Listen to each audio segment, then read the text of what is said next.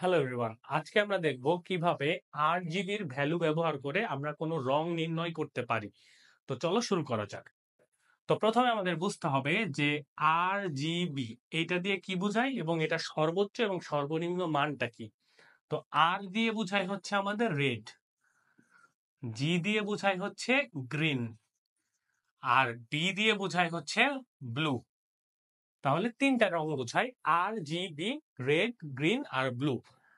8 জিবির হাইস্ট মান বা সর্বোচ্চ মান হইতে পারে হচ্ছে 255 এবং সর্বনিম্ন বা লোয়েস্ট মান হবে হচ্ছে 0। অর্থাৎ 255 মানে এখানে ওই রংটা অ্যাক্টিভ আছে, হাইলি অ্যাক্টিভ আছে, আর 0 মানে ওই রংটা বা কালারটা হচ্ছে ইনঅ্যাক্টিভ আছে। তো এই প্রশ্নে আমাদের আর জিবি তিনটার ভ্যালু দেওয়া আছে 255, 255, 255। তার মানে এখানে রেড কালারটাও অ্যাক্টিভ আছে, গ্রিন কালারটাও অ্যাক্টিভ আছে, ব্লু কালারটাও অ্যাক্টিভ আছে। তাহলে কোন রং নির্দেশ করবে? অ্যান্সার হচ্ছে সাদা বা হোয়াইট। অ্যান্সার হচ্ছে আমাদের সাদা রং। কেন?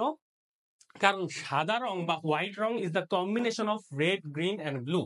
তার মানে red plus green plus blue, এই তিনটা রঙের কম্বিনেশন হচ্ছে সাদা বা হোয়াইট। চলো আমরা এই ধরনের সম্পূরক আরো কিছু কোশ্চেন দেখি। ধরো এরকম আছে, আর জিবির ভ্যালু আছে 255, 0 আর 0। এটা কোন কালার হবে? এটার আনসার হচ্ছে রেড কালার হবে। কেন রেড কালার হবে? কারণ এখানে শুধু রেডটাই অ্যাক্টিভ আছে, গ্রিন এবং ব্লুটা ইনঅ্যাক্টিভ আছে। চলো যদি আমাদের এরকম থাকে, 8 জিবির ভ্যালু ধরো 0, 255 আর 0, তাহলে কোন কালার? তাহলে হবে হচ্ছে গ্রিন কালার। কেন গ্রিন কালার হবে? কারণ এখানে শুধুমাত্র গ্রিন কালারটাই অ্যাক্টিভ আছে, রেড আর ব্লু কালারটা ইনঅ্যাক্টিভ আছে। তার মানে এটা দিয়ে বোঝাই গ্রিন কালার। আবার ধরো আর জিবি, এখানে 0, 0 আর এইটা হচ্ছে 255, এটা দিয়ে কি বোঝাই? এটা দিয়ে বোঝাই হচ্ছে ব্লু কালার। কেন? কারণ কেবলমাত্র ব্লু কালারটাই অ্যাক্টিভ আছে আর রেড আর গ্রিন কালারটা ইনঅ্যাক্টিভ আছে। লাস্টলি ধরো 8 জিবির ভ্যালু সবগুলাই 0 থাকলো, তাহলে কোন কালার বোঝাবে?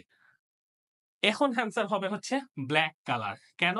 কারণ ব্ল্যাক কালার হচ্ছে কোনো কালার না থাকাই হচ্ছে ব্ল্যাক কালার। অর্থাৎ রেড, গ্রিন এবং ব্লু তিনটা কালারই অনুপস্থিত। সুতরাং এই অ্যান্সারটা হবে হচ্ছে ব্ল্যাক কালার। ধন্যবাদ সবাইকে।